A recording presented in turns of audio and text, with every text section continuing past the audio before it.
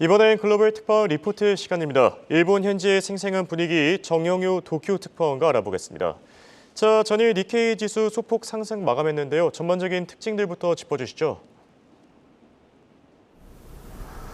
27일 도쿄 증시에서 니케이 225 지수는 3일 만에 반등했습니다. 니케이 지수는 전날보다 0.68% 오른 32,891.16으로 거래를 마쳤습니다. 전날 미국 중앙은행이 기준금리를 0.25%포인트 인상한 이후 추가 금리 인상은 없을 것이라는 기대가 커지면서 투자 심리를 개선시켰다는 분석입니다. 오늘이죠. 28일 일본은행의 금융정책결정회의를 앞두고 관망세가 우세해지긴 했지만 주요 아시아 증시와 하이테크주가 상승하면서 지수를 이끌었습니다. 주요 기업들의 실적 발표가 잇따르면서 기대에 못 미치는 실적을 발표한 기업을 중심으로 실망 매도세도 가세했습니다. 이 때문에 지수가 큰 폭으로 오르지는 못했다는 분석입니다. 오른 종목이 1126개로 전체 60%를 차지했습니다. 내린 종목은 621개였습니다. 유니클로 운영사 패스트 리테일링이 2% 올랐습니다.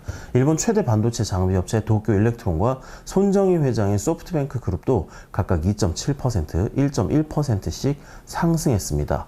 반면 반도체 장비업체 어드벤티스트와 일본 3대 자동차 업체인 닛산은 각각 1.6%, 2.9% 하락했습니다.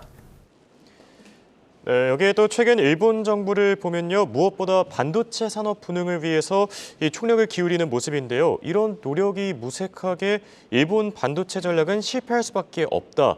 이런 비관론도 함께 등장하고 있다고 합니다. 이건 어떤 내용이죠? 네, 최근 몇 년 동안 일본 정부는 한국과 대만에 밀려난 반도체 산업을 부활시키기 위해 힘을 쏟고 있습니다.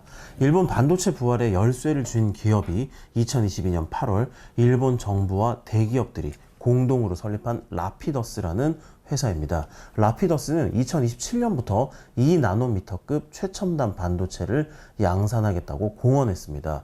2나노미터급은 아직 삼성전자와 대만 TSMC도 양산 기술을 확립하지 못한 최첨단 반도체입니다. 이 때문에 한국과 일본을 막론하고 제가 지금까지 취재한 반도체 업계 관계자 가운데 라피더스의 성공을 점치는 이는 한 명도 없었습니다. 하나같이 반도체 공정을 조금이라도 아는 사람이라면 말이 안 되는 소리라는 걸 안다라고 증언을 합니다. 타이어와 자동차 부품 경쟁력이 뛰어난 오토바이 메이커라 하더라도 갑자기 포뮬러1 슈퍼카를 만들 수는 없지 않냐는 것이었습니다.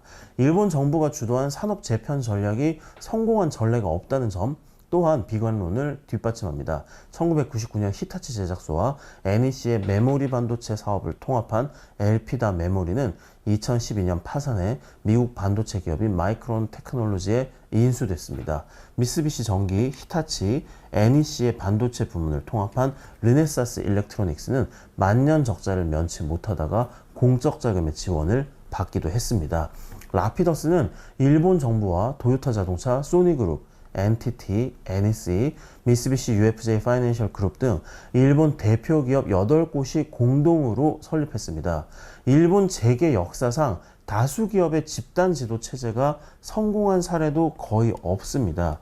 기업마다 의사결정 구조와 사풍이 제각각이어서 이해관계를 일치시키는 게 불가능에 가까웠기 때문입니다. 라피더스의 히가시 테스로 회장은 일본 최대 반도체 장비 기업인 도쿄 일렉트론의 회장, 고이케 아츠요시 사장은 미국 반도체 기업인 웨스턴 디지털 재팬 회장을 지냈습니다.